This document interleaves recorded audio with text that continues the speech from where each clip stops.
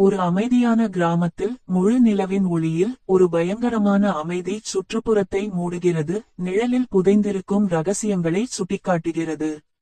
இந்த குறிப்பிட்ட இரவில் கிராமத்தின் அமைதி ஒரு வெறித்தனமான குழப்பத்தால் உடைக்கப்படுகிறது. அனி என்ற இளம் பெண் காணாமல் போய்விட்டாள். அவள் வீட்டில் பயத்தின் அலைகளை அனுப்புகிறாள். அவளுடைய குடும்பத்தினர் வீட்டை தேடி அவளை பெயர் சொல்லி அழைக்கிறார்கள், ஆனால் ஒரே பதில் ஒரு குளிர் காற்றுதான். கிராமத்தின் விளிம்பில் உள்ள பேய் காடு பற்றிய ஒரு பழைய புராணக்கதையின் கிசுகிசுக்கள் பரவத் தொடங்குகின்றன, கிராமவாசிகளிடையே பயத்தையும் சித்தப்பிரமையையும் பின்னி பிணைக்கின்றன.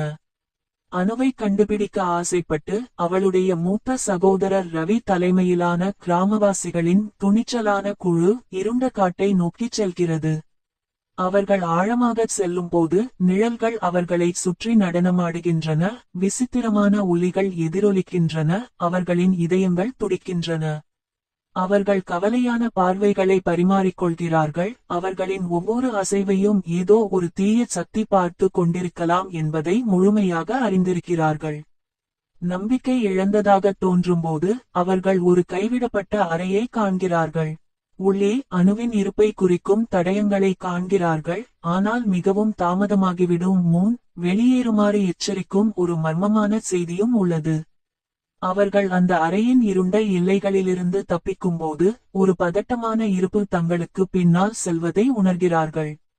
கிராமம் மீண்டும் ஒருபோதும் பழையபடி மாறாமல் போகலாம், இதனால் காட்டுக்குள் இருக்கும் அமைதியற்ற மர்மங்களையும் அது உண்மையில் அதன் ஆழத்தில் என்ன வைத்திருக்கிறது என்பதையும் கிராமவாசிகள் சிந்திக்க